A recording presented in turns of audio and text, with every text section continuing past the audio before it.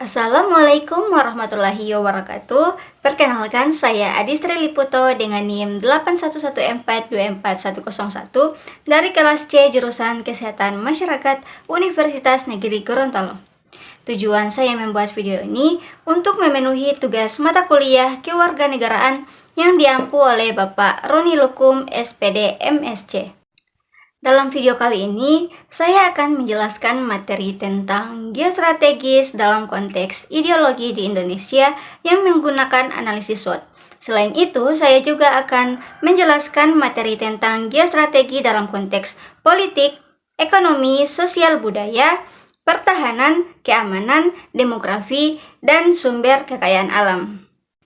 Baik, yang pertama yaitu geostrategi dalam konteks ideologi di Indonesia. Apa sih geostrategi itu? Geostrategi adalah cara suatu negara memanfaatkan posisi geografisnya untuk kepentingan nasional.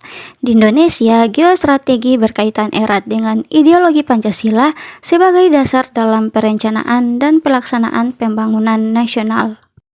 Hubungan geostrategi dan ideologi mencakup ideologi negara atau Pancasila sebagai dasar arah strategi nasional.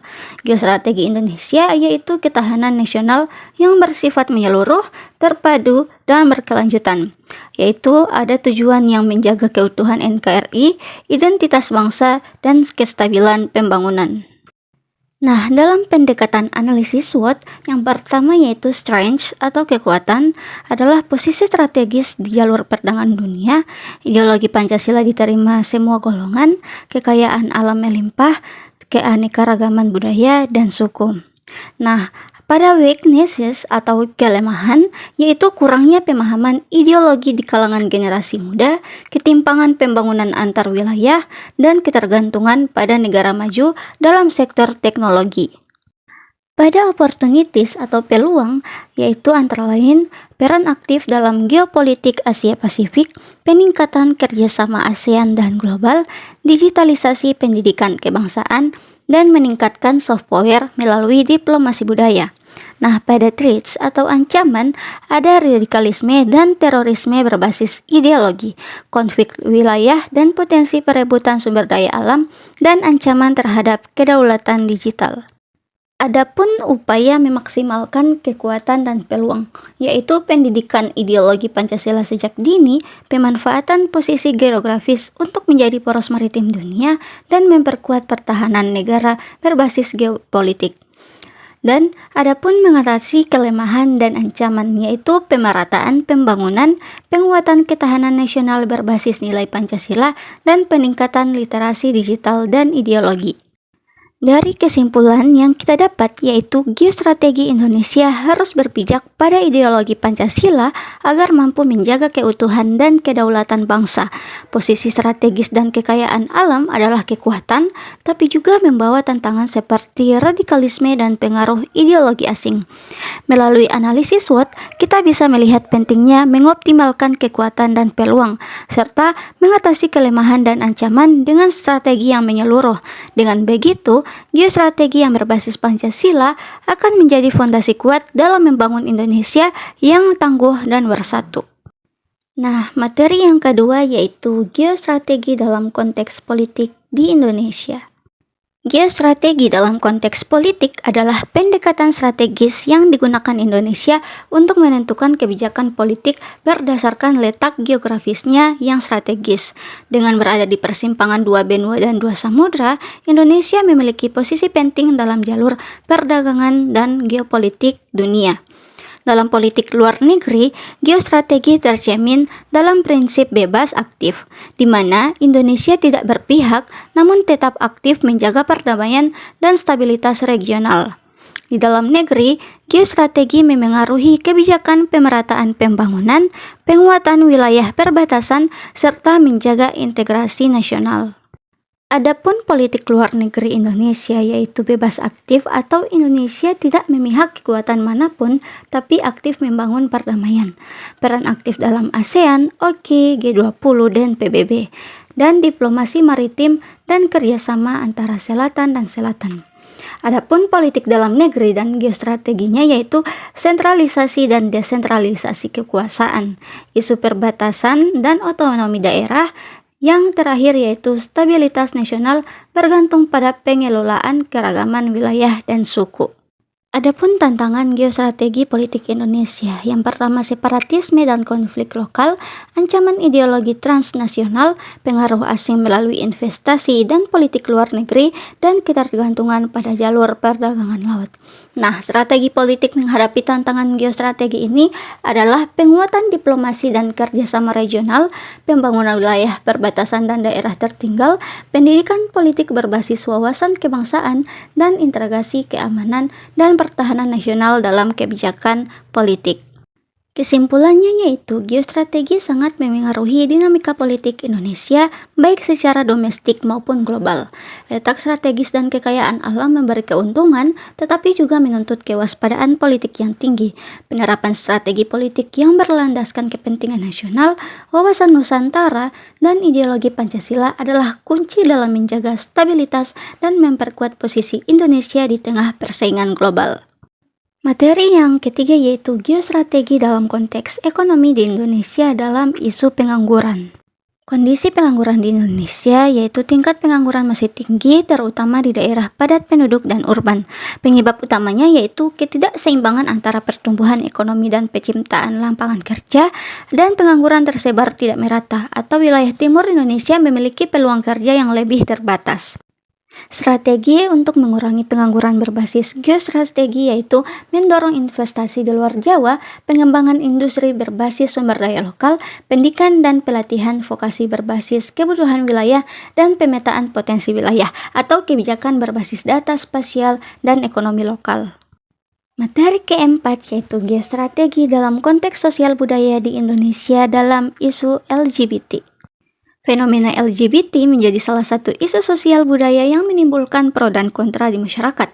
Munculnya tekanan dari globalisasi, medsos, dan pengaruh budaya asing menimbulkan pergeseran nilai di sebagian kalangan.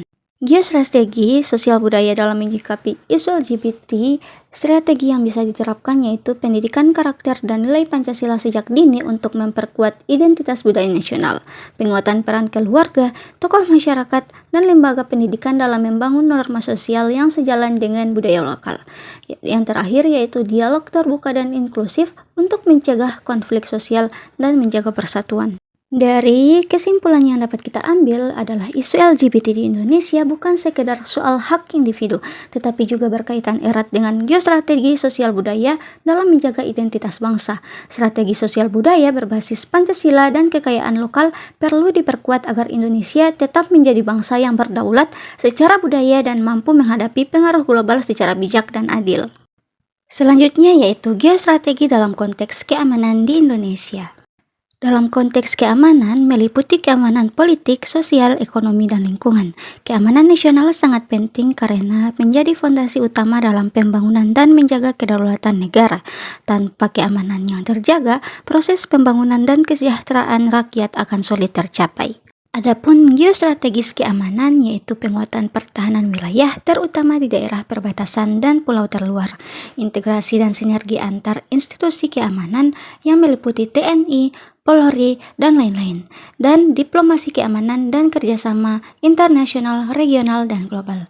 Yang dapat disimpulkan adalah geostrategi keamanan sangat penting bagi Indonesia yang memiliki posisi geografis strategis sekaligus rentan terhadap berbagai ancaman. Untuk menjaga stabilitas dan kedaulatan, strategi yang terpadu melibatkan kekuatan militer, teknologi, diplomasi, dan peran aktif masyarakat. Materi yang selanjutnya yaitu geostrategi dalam konteks pertahanan di Indonesia. Geostrategi pertahanan adalah upaya strategis suatu negara untuk menjaga kedaulatan dan keamanannya dengan memanfaatkan kondisi geografis dan kekuatan nasional secara optimal. Hal ini sangat penting karena merupakan negara kepulauan terbesar dunia dengan ribuan pulau dan wilayah perbatasan yang luas serta rawan terhadap berbagai bentuk ancaman. Dalam konteks pertahanan, geostrategi berfungsi sebagai panduan untuk menata kekuatan militer, membangun sistem pertahanan rakyat semesta, dan menetapkan kebijakan yang adaptif terhadap ancaman nyata maupun potensial. Peran geostrategi dalam kebijakan pertahanan meliputi penempatan pangkalan militer berdasarkan titik strategis, penguatan wilayah perbatasan dan pulau terluar, diplomasi pertahanan dan kerjasama regional, dan pemanfaatan teknologi dan data spasial dalam pengawasan wilayah. Dapat disimpulkan bahwa geostrategi dalam konteks pertahanan merupakan kunci penting dalam menjaga kedaulatan dan keutuhan wilayah Indonesia. Melalui sistem pertahanan semesta, modernisasi militer, serta strategi yang memperhatikan karakteristik wilayah darat, laut, dan udara, Indonesia mampu membangun pertahanan yang kuat. Selanjutnya yaitu geostrategi dalam konteks demografi di Indonesia. Demografi adalah ilmu yang mempelajari segala sesuatu tentang penduduk termasuk jumlah, struktur umur, penyebaran, dan pertumbuhannya. Demografi sangat penting karena berkaitan langsung dengan kebutuhan dasar dan pembangunan suatu negara. Dalam konteks Indonesia, hubungan antara geostrategi dan demografi sangat erat. Adapun strategi geostrategis mengelola demografi, yaitu pembangunan harus berbasis wilayah, tidak hanya fokus di Jawa, tapi merata ke seluruh Indonesia. Kualitas SDM harus ditingkatkan melalui pendidikan, pelatihan, dan layanan kesehatan yang lebih baik. Pengendalian pertumbuhan penduduk tetap penting lewat program KB dan edukasi kependudukan, dan terakhir pemanfaatan teknologi dan data yang sangat penting agar kebijakan bisa tepat sasaran dan adaptif. Dapat disimpulkan, geostrategi Indonesia harus mempertimbangkan kondisi demografi secara serius. Demografi adalah peluang besar, tapi juga membawa risiko jika tidak dikelola dengan baik. Kunci utamanya adalah pemerataan pembangunan, peningkatan kualitas SDM, dan pengelolaan penduduk yang berbasis data. Jika strategi ini dijalankan secara konsisten, Indonesia dapat memanfaatkan kekuatan demografinya untuk memperkuat ketahanan nasional dan mencapai visi Indonesia maju. Dan materi yang terakhir yaitu geostrategi dalam konteks sumber kekayaan alam di Indonesia.